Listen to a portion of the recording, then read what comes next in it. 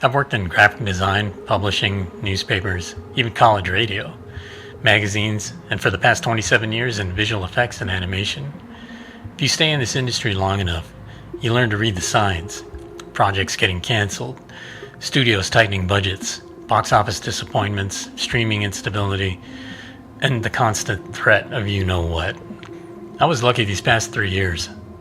Luckier than many colleagues whose careers were really decimated by strikes, economic uncertainty, and the relentless barrage of AI and generative everything headlines. But the shift in my thinking started much earlier. Back in 2014, 3D printing hype was everywhere. Not on the level of today's AI mania, but pretty close. Every tech feed, every news platform, it was the most interesting piece of technology I'd seen since the personal computer. I wanted one forever. And then I finally bought one.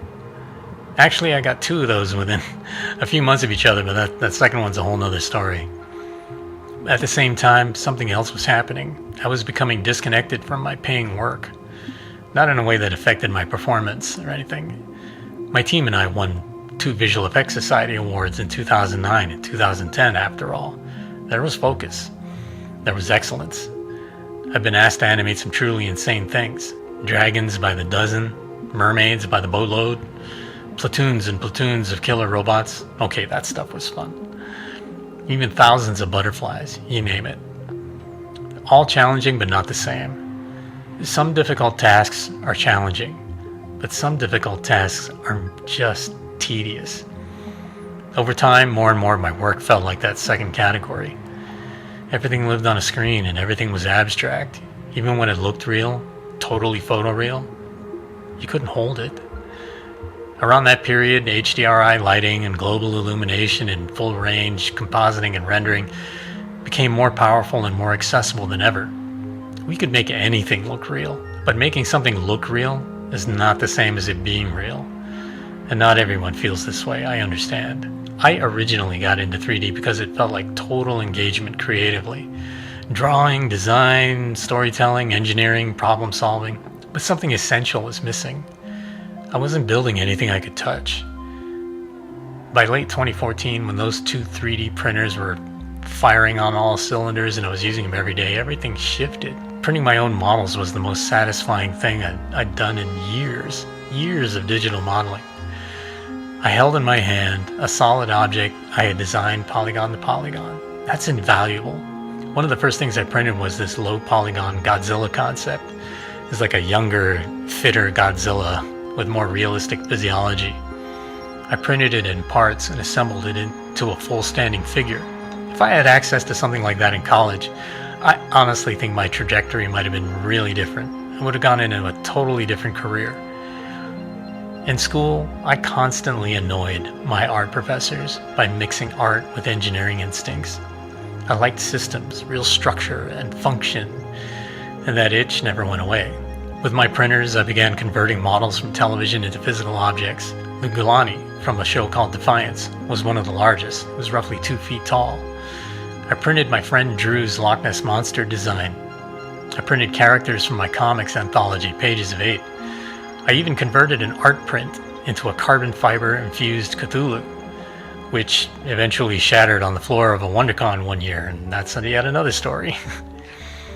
At least the filament was free. One of my more complex builds was deceptively simple. It was a custom pencil case. I just call it the pen case. It held 2 of my favorite tools, a mechanical pencil and a brush pen, plus some extra lead and ink cartridges. That project pushed me into actual CAD. Dimensionally driven, real-world design, built to function under specific constraints. But eventually I realized something else.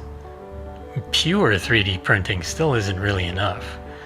By 2023, while everyone was binge-watching Netflix, I was binge-watching woodworking and DIY channels. I was watching table saw breakdowns, wood grain comparisons.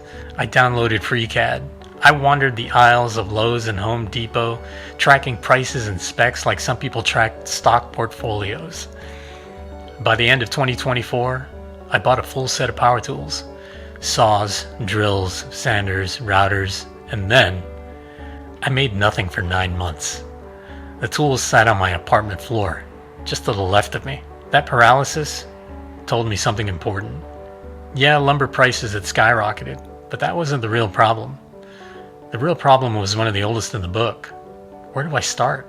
Tools don't create momentum, but they can help. So I built something small, a mobile tool cart.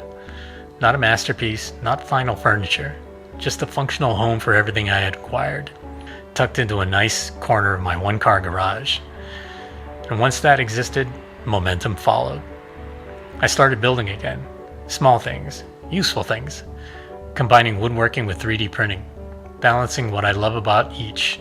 One of those builds would become something simpler and cleaner, a combination of the precision I love from the digital world with some of the DIY attitude and materials I just found.